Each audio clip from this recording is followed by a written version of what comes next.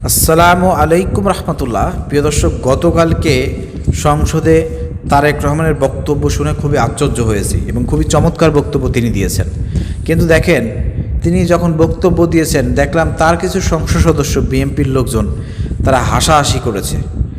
যেখানে হাসার দরকার নাই সেখানে হাসছে, সেখানে হাসি দিয়েছে।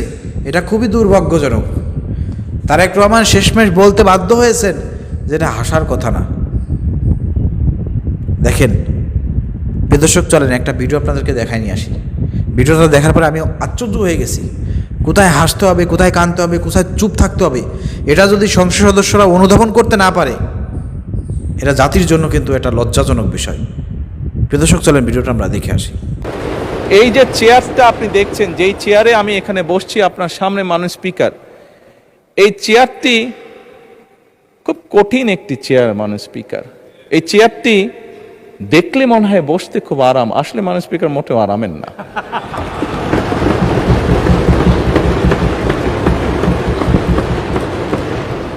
এই চেয়ারটিতে বসলে মাননীয় স্পিকার প্রতি মুহূর্তে মনে হয় যে আগুনে তপ্ত হিট আসছে। মাননীয় স্পিকার, হাসার কিছু নেই, আমি যা ফিল করি আমি আপনাদেরকে তাই বলছি,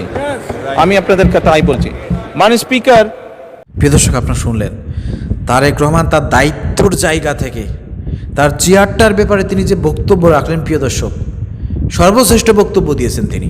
এবং তিনি তার দায়িত্ব সম্পর্কে সবাইকে অবগত করলেন যে আমার এই চেয়ারটা, এখানে বসতে অনেক আরাম, কিন্তু এর যে দায়িত্ব অনেক কঠিন ব্যাপার এবং এটা সবসময় উত্তপ্ত থাকে। এই কথা বলার পর কিছু সংসদ সদস্য এবং লোকজনদেরকে দেখলাম যে চেয়ার থাপড়াচ্ছে এবং অট্ট হাসি দিচ্ছে। যে আন্দোলনের রহমান পার্থ আছেন মাননীয় সংসদ সদস্য, আর আমাদের সালাউদ্দিন আহমেদ স্যার আছেন।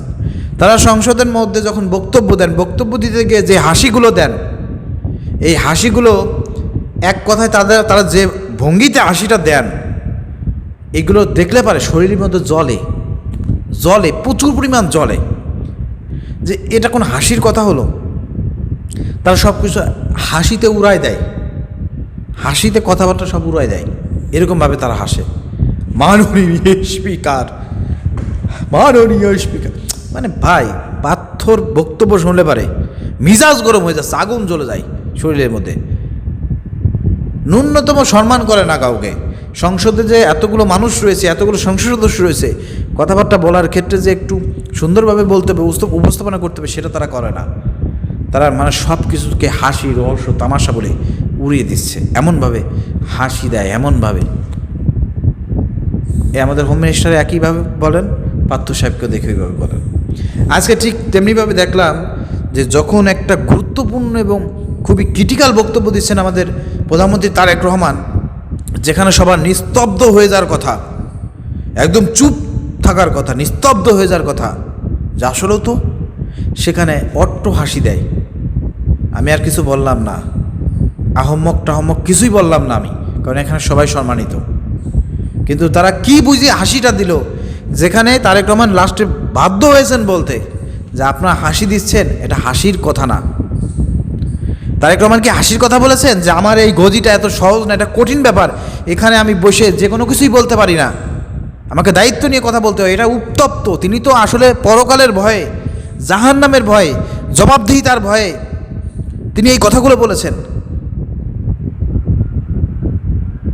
সেখানে তো সবার স্তব্ধ হয়ে যাওয়ার কথা, আর সেখানে আমি দেখি সংসদ সদস্য কিছু আছে তারা টেবিল চাপড়াচ্ছে, আবার অট্ট হাসি দিচ্ছে, যেখানে তারেক রহমান বাধ্য হয়েছে যে এটা হাসির কোনো কথা না। এটা কি হাসির কথা?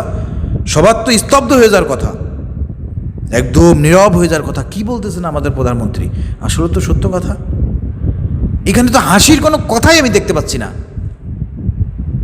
মানে দেখেন, বিরোধী দলকে অসম্মান করতে করতে বিরোধী দল কিছু বললে তারা হাসি দিয়ে সব উড়িয়ে দেয়। মানে হাসি দিয়ে উড়াই দিতে দিতে তারেক রহমানের একটা গুরুত্বপূর্ণ কথাকে তারা হাসি দিয়ে উড়াই দিচ্ছে। এই সেন্স তাদের মধ্যে নাই যে এই সময়টা আমাদের স্তব্ধ হয়ে যাইতে হবে, এই সময় হাসি দিয়ে এই কথাকে উড়াই দেওয়া যাবে না। দেখেন, তারেক রহমানের গুরুত্বপূর্ণ একটা কথাকে তারা হাসির রহস্য তামাশার মধ্যে উড়াই দিচ্ছে, আর তারেক রহমান বাধ্য হলেন বলতে যে এটা হাসির কথা না। সবার তো স্তব্ধ হয়ে যাওয়ার কথা। এভাবেই চলছে সংসদ। আমার কাছে আমার খুবই মেজাজটা গরম হয়েছে। তারেক রহমান এত সুন্দরভাবে বলতেছেন, দায়িত্ব নিয়ে কথা বলতেছেন, এরা হাসি দিয়ে উড়ায় দেয়। আশ্চর্য হয়েছে, আমি আশ্চর্য হয়েছি প্রিয় দর্শক। আপনার কাছে কি মনে হচ্ছে? আপনি বিএনপি করেন, আপনি জামাত করেন, শিবির করেন, যে দলই করেন না কেন। আমি জামাত শিবির করি, কিন্তু তারেক রহমানের এই কথাগুলো খুবই গুরুত্বপূর্ণ ছিল। এখানে সবার চিন্তা করার কথা ছিল, শুধু তারেক রহমানের ওই চেয়ারটা না, আপনারা যারা অন্যান্য সংসদ সদস্য যেখানে যারা বসে আছেন ওই সব চেয়ারও খুবই গুরুত্বপূর্ণ। আপনাদের সবাইকে হিসাব দিতে হবে, আল্লাহর কাছে জবাবদিহিতা করতে হবে একদিন, যে ক্ষমতা পেয়ে আপনারা কী করেছেন। মনে করতেছেন এত সহজ না। ওই চেয়ারে বসে এর বিরুদ্ধে মিথ্যাচার করতেছেন, প্রোপাগান্ডা করতেছেন, এত সহজ না। তালি পাওয়ার জন্য একেবারে মুখরোচক কথা বলতেছেন, এত সহজ না। আপনাদেরও চিন্তা করার কথা ছিল, কিন্তু আপনার হাসিতে উড়াই দিচ্ছেন। প্রধানমন্ত্রী তারেক রহমানের কথাকে আপনার হাসি দিয়ে উড়াই দিলেন। আশ্চর্য হয়ে গেলাম আমরা।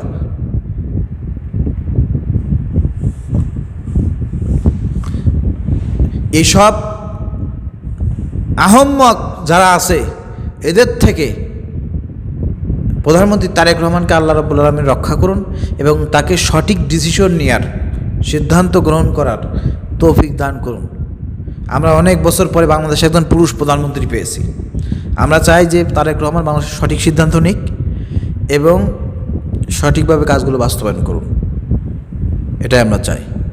আর এসব যারা সিরিয়াস কথাকে হাসি রহস্য মনে করে, তামাশা করে উড়াই দিচ্ছে, এদের থেকে তারেক রহমানের সজাগ দৃষ্টি রাখা উচিত। এদের দিকে সজাগ দৃষ্টি রাখা দরকার। ধন্যবাদ সবাইকে। আসসালামু আলাইকুম রহমতুল্লাহ।